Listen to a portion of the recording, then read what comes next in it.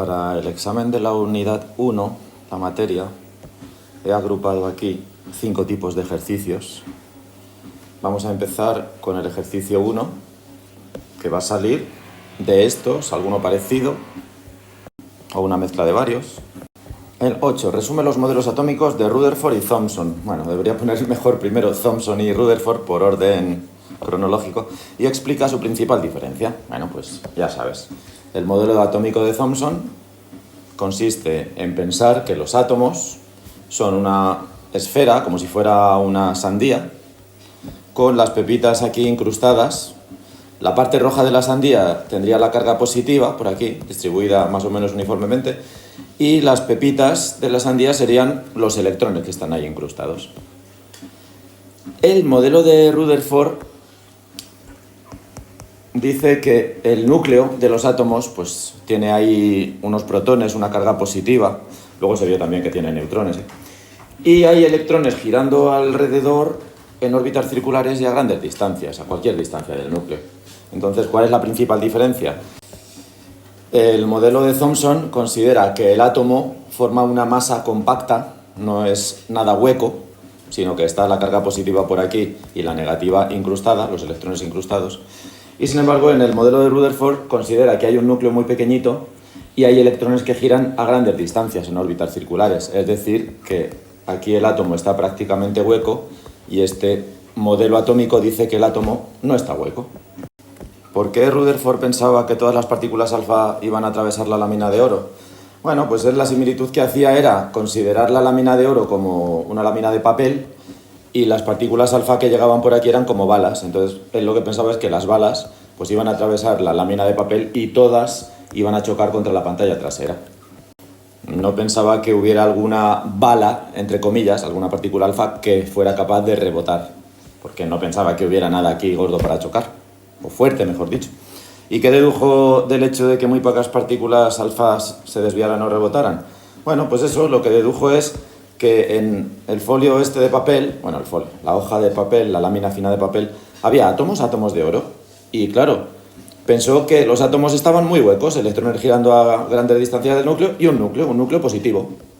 Y entonces él lo que pensó es, vale, llegan aquí las partículas alfa, que son positivas, y claro, cuando pasan por aquí, por los huecos de los átomos, no chocan, y sí, la mayoría de las partículas alfa aparecen aquí, sus señales, aparecen aquí en la lámina.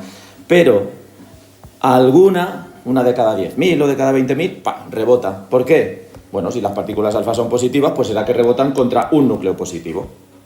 Eso fue lo que dedujo, que los átomos tenían un núcleo con carga positiva en el que chocaban las partículas, rebotaban, o si pasaban cerca, pues se desviaban un poquito. ¿Cómo se obtiene cada raya de un espectro atómico? Bueno, es bastante sencillo. Un espectro atómico es una especie de foto con rayas. Y esas rayas proceden de fotones emitidos por electrones que se han desexcitado. Es decir, tú tienes un átomo, imagínate un átomo de hidrógeno con un protón y un electrón, y le das electricidad, energía de cualquier manera, y el electrón sube a otra órbita. Bueno, pues este electrón al final se desexcita, al cabo de un momento. Se desexcita, baja y se queda girando otra vez, como antes, más cerca. Bueno, pues al desexcitarse, al pasar por ejemplo de la órbita 2 a la órbita 1, emite un fotón. Y ese fotón se queda reflejado en el espectro como una raya del espectro. A ver, un fotón no sería tan intenso para producir la raya, pero es que esto está dentro de un tubo de gas y al desexcitarse muchos átomos con muchos electrones que bajan de la capa 2 a la capa 1, pues emiten fotones iguales de la misma energía y entonces producen una raya. Por ejemplo, esta raya a lo mejor la producen electrones que bajan desde la capa 3 a la capa 1 y esto es a lo mejor de la 4 a la 1 o de la 4 a la 2 o lo que sea. En fin. Aquí tienes el proceso explicado con dibujos más bonitos.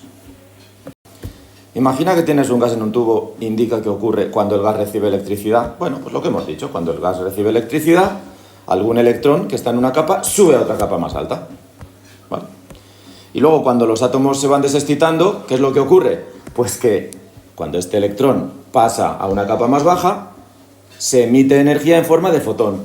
Y ese fotón produce una raya del espectro. Te recuerdo que estamos en el ejercicio 1 del examen, que ya digo que tendría alguna pregunta de estas o varias mezcladas. Vamos a seguir hasta el ejercicio 16. ¿Por qué en los espectros atómicos solo salían unas cuantas rayas y no muchas?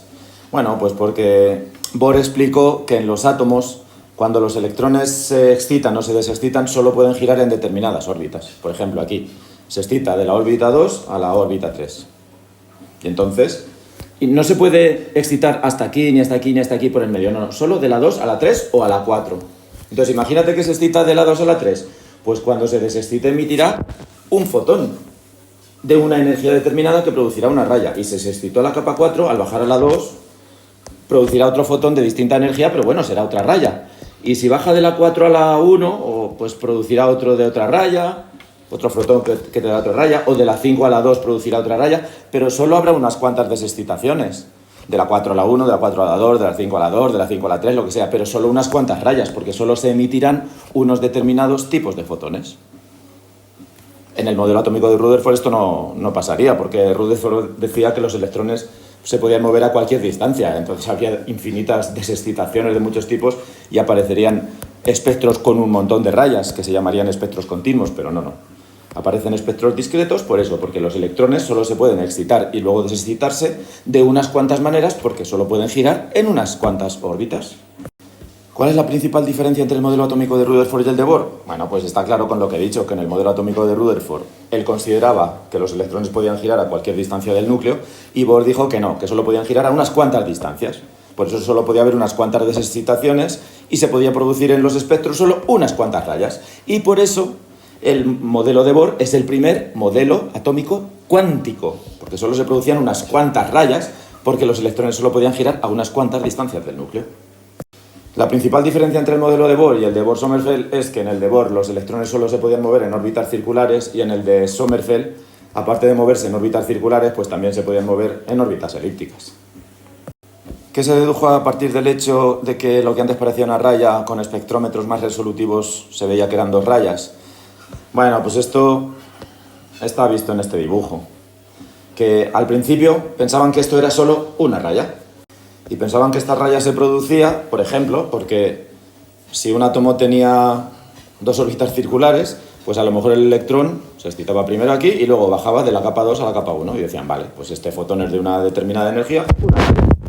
Pero luego vieron que no, que esto no era una raya, que eran dos rayas. Y entonces dijeron, vale, es que en realidad en la capa 2 puede haber una órbita circular y otra elíptica. Entonces, ¿que baja desde la órbita circular 2 hasta la 1? Pues emite esta raya de aquí. Pero si baja, en vez de, esto lo llamaríamos órbita 2s a la 1s, pues se emitiría un fotón así. Pero si en vez de bajar de la 2s, baja de la 2p, que tiene parecida energía, es decir, de la 2p a la 1s, pues se produce esta raya de aquí. Un poquito más energética, pero bueno, parecida. Entonces es eso. El hecho de que aparecieran esas dos rayas les hizo pensar que aparte de haber órbitas circulares, por ejemplo 2s, pues también estaba una órbita elíptica, 2p. ¿Y qué se dedujo del hecho de que en presencia de imanes aparecieran cuatro rayas? Bueno, recuerda que si la transición era de la 2s hasta la 1s, producía, en principio pensaban que era una raya de esa transición. Pero luego vieron que esta raya en realidad eran dos. Y dijeron, vale, eso es porque hay una de la 2s a la 1s y otra de la 2p a la 1s. Órbita 2s a 1s se emite un fotón que produce esta raya. Órbita 2p a la 1s, el electrón cae y produce esta raya. Pero luego vieron que en realidad esta raya de aquí no era una cuando ponían imanes, sino que se convertían en tres rayas. Uno era de la 2s a la 1s y esta que era una, ya digo, eran tres. Y dijeron, vale, pues ya está, es que no hay 2p, no hay una órbita solo 2p, sino que hay una 2px, 2p y 2pz. Entonces, si el electrón cae de la 2px a la 1s, se produce esta raya. Si cae de la 2pi a la 1s, se produce esta. Y si cae de la 2pz a la 1s, pues se produce esta. Es decir, vamos otra vez a la pregunta.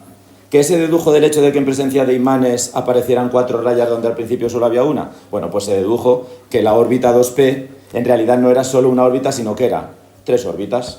La 2px, la 2pi y la 2pz. Lo mismo para la capa 3, ¿eh? En la capa 3 pues también está la órbita 3px, 3pi, 3pz, en la capa 4, 4px, 4pi, 4pz, etc. Y así ya hemos respondido a todas las preguntas del ejercicio 1. Más o menos el ejercicio 1, para saber hacerlo bien hay que controlar las explicaciones que hemos dado aquí.